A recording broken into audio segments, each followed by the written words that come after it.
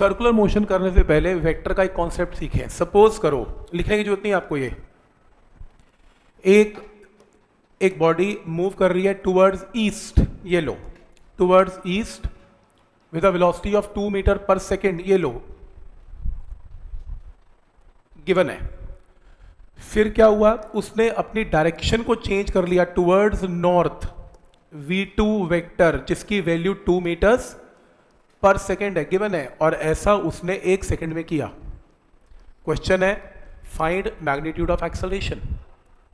आप कहोगे ये वेक्टर यहाँ क्यों ड्रॉ किया, यहाँ तो यहाँ कर लो, कोई बात नहीं, यहाँ कर लो, यहाँ कर लो, फर्क क्या है, कॉपी किया ऐसे।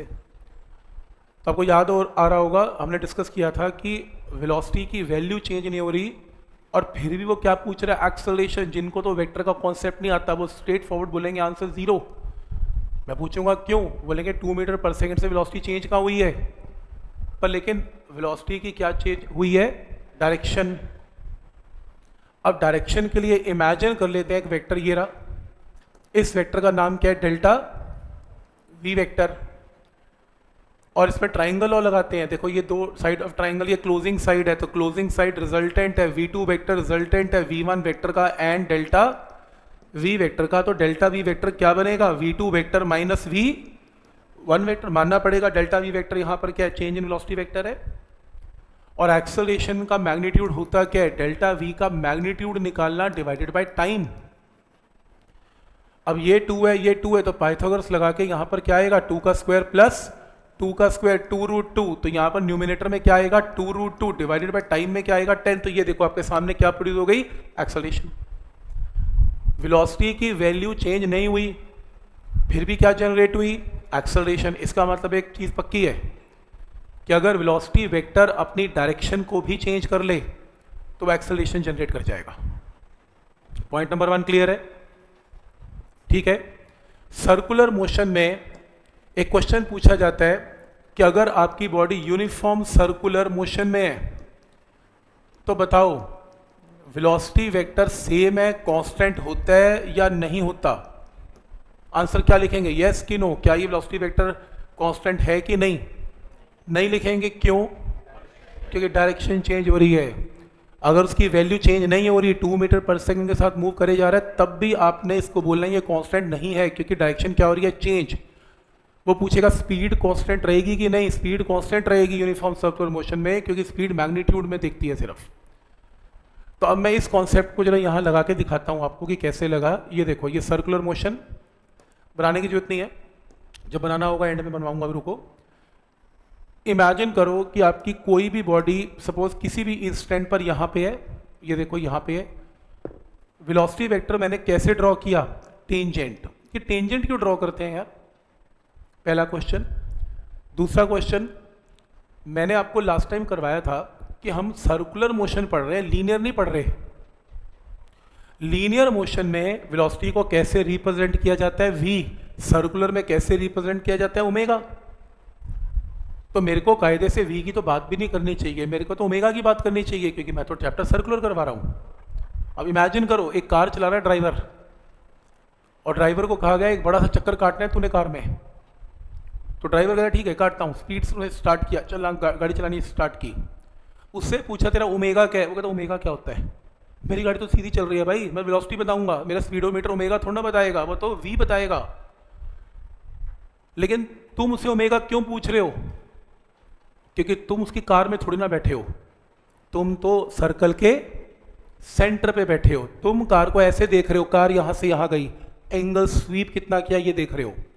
तो तुम्हारा जो देखने का नजरिया है वो विद रिस्पेक्ट टू क्या है, वो तो सेंटर है। आप तो ये एंगल देख रहे हो कि आप तो सेंटर पे, कार का ड्राइवर थोड़ी ना सेंटर पे है, वो तो कार चला रहा है, उसके हिसाब से तो v है। अब सेम चीज अगर मैं ये पूछूं, एक पत्थर को आप घुमा रहे हो स्ट्रिंग के साथ, पत्थर की स्ट्रिंग टूट गई, पत्थर कहाँ जाएगा, टेंजेंशियली। उसको क्या मतलब है कि मैं सर्कल में घूम रहा हूं, वो तो हर वक्त सीधा जाना चाहता है, पर आप फोर्स, धागे से फोर्स लगा लगा के उसे सीधा नहीं जाने दे रहे। क्योंकि न्यूटन का लॉ क्या कहता है, या इनर्शिया ऑफ डायरेक्शन क्या कहता है, कि इस दुनिया में कोई भी बॉडी अपने आप डायरेक्शन चेंज नहीं कर सकती, क्या लगानी पड़ती है, फोर्स। और आप फोर्स लगा रहे हो धागे से, इसलिए वो डायरेक्शन चेंज कर रही है। आप स्ट्रिंग काट दो, फोर्स लगनी बंद, वो कभी नहीं घूमेगा सर्कल में, वो स्ट्रेट जाएगा। पहला पॉइंट क्लियर है। दूसरा, जो मैं अभी बात कर रहा था इस ड्राइवर की, ड्राइवर से पूछा कि कैसे मूव कर रहा है, तो ड्राइवर कहता है देखो तो सीधा मूव कर रहा हूँ, बीच बीच में स्टीयरिंग को घुमाऊंगा अभी। आप ऐसे इमेजिन करो, ये सर्कल छोटा नहीं है, मान लो उसको बहुत ही 500 किलोमीटर का चक्कर काटना है या 250 किलोमीटर का रेडियस का चक्कर काटना है। 250 किलोमीटर यहाँ से दिल्ली है, दिल्ली तक का चक्कर काटना है, सर्कल में घूमना है पूरे इसमें, इतना बड़ा चक्कर है। क्या करेगा ड्राइवर? कार उठाएगा, अभी स्टीयरिंग अभी घुमाना शुरू कर देगा, घर से निकला और स्टीयरिंग घुमा देगा, स्टीयरिंग घुमा घुमा घुमा चक्कर, अभी ये खत्म हो जाएगा चक्कर उसका, स्टीयरिंग घुमा के कैसे जाएगा? कुछ देर के लिए वो सीधा जाएगा, फिर थोड़ा सा मुड़ेगा, फिर थोड़ा सा, जितना बड़ा चक्कर होगा उतने में सीधा जाएगा, सीधा सीधा, फिर मुड़ेगा, हर वक्त नहीं मुड़ता रहेगा। इमेजिन करो क्या हो रहा है इसके अंदर, यही तो हो रहा है। ये देखो, ये देख रहे हो, ये उसका कुछ सीधा रास्ता है, जो थोड़ा सा मैंने माइक्रोस्कोपिक लेवल ऐसे दिखाया, ये रहा सीधा रास्ता। तो ये जो ड्राइवर ऐसे पूछा गया तो सीधा जा रहा है, तो हाँ कुछ देर के लिए मैं सीधा जा रहा हूं, और मैं सीधा गया और मैंने स्मॉल डिस्प्लेसमेंट कितनी कवर की?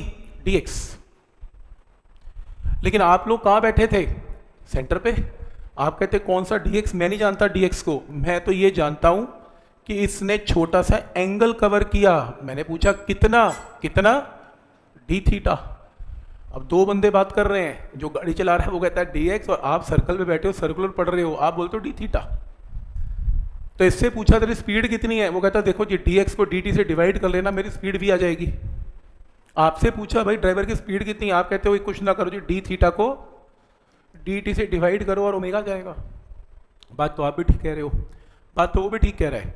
इसका मतलब सर्कुलर मोशन में v भी होगा और ओमेगा भी होगा, इकट्ठे काम करना इन्होंने। ओमेगा तो आप कर रहे हो क्योंकि आप सर्कुलर के सेंटर पे बैठे हो, एक्चुअल में तो v के साथ ही काम चल रहा है। सही है। फिर किसने पूछ लिया v द वेक्टर क्वांटिटी, कहता v की डायरेक्शन तो बता दे, कहता डायरेक्शन के बतानी है। देख जिस तरफ, जिस डायरेक्शन में इसने बोला, जिस डायरेक्शन में dx है उसी डायरेक्शन में वेलोसिटी है। ये रहा dx straight, it is a very small element, draw a tangent, tangent. ये रहा मेरा v वेक्टर, ये रहा मेरा v वेक्टर, ये लो। अब आपको समझ में आया कि हम टेंजेंट क्यों ड्रॉ करते हैं वेलोसिटीज के लिए। हम क्यों कहते हैं कि पत्थर सीधा चला जाएगा, क्योंकि पत्थर तो बेचारा dx ही कवर कर रहा है, वो तो आपकी फोर्स की वजह से उसको मुड़ना पड़ रहा है, नहीं तो वो सीधा dx से सीधे निकल जाता। तो समझ में आ रहा है कि वेलोसिटी वेक्टर हमेशा सर्कल में कैसे दिखेगी आपको? टेंजेंट। ठीक है यहाँ तक। अब मेरा ये क्वेश्चन है, मेरा ये अब ये क्वेश्चन है कि अगर सपोज करो एक बॉडी सर्कल में घूम रही है और लेट अस सपोज इस पॉइंट पर इसकी वेलोसिटी वेक्टर कितनी है? v1 वेक्टर है मान लो। ये बनाऊंगा डायग्राम, अभी नहीं बनाना आपने। अगले ही इंस्टेंट पे इसकी डायरेक्शन क्या हो गई?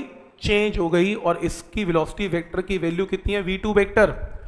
बट हम क्या पढ़ रहे हैं? Uniform circular motion. Uniform circular motion का मतलब क्या है? स्पीड क्या रहेगी इसमें? Speed same. अब v1 वेक्टर का मैग्नीट्यूड और v2 वेक्टर का मैग्नीट्यूड, इसका मतलब इसके अंदर क्या रहेगा? सेम। पर फिर भी मैंने 1 और 2 क्यों लिखा?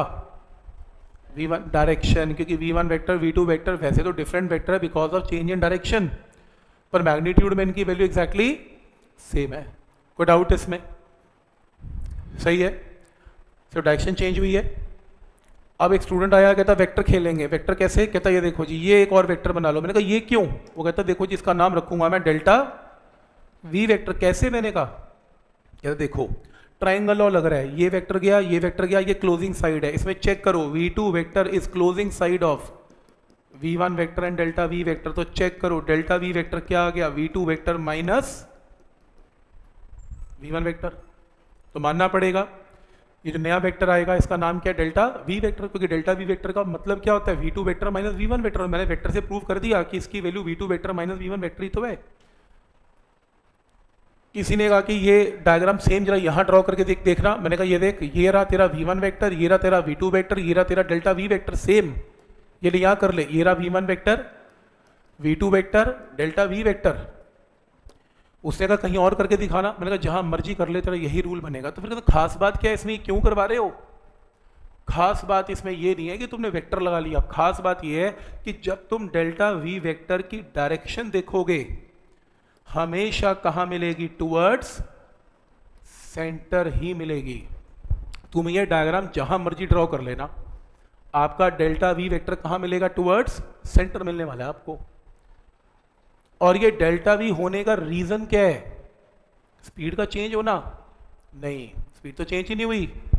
Delta we change in velocity vector क्यों आ रहा है? क्योंकि डायरेक्शन चेंज हो रही है।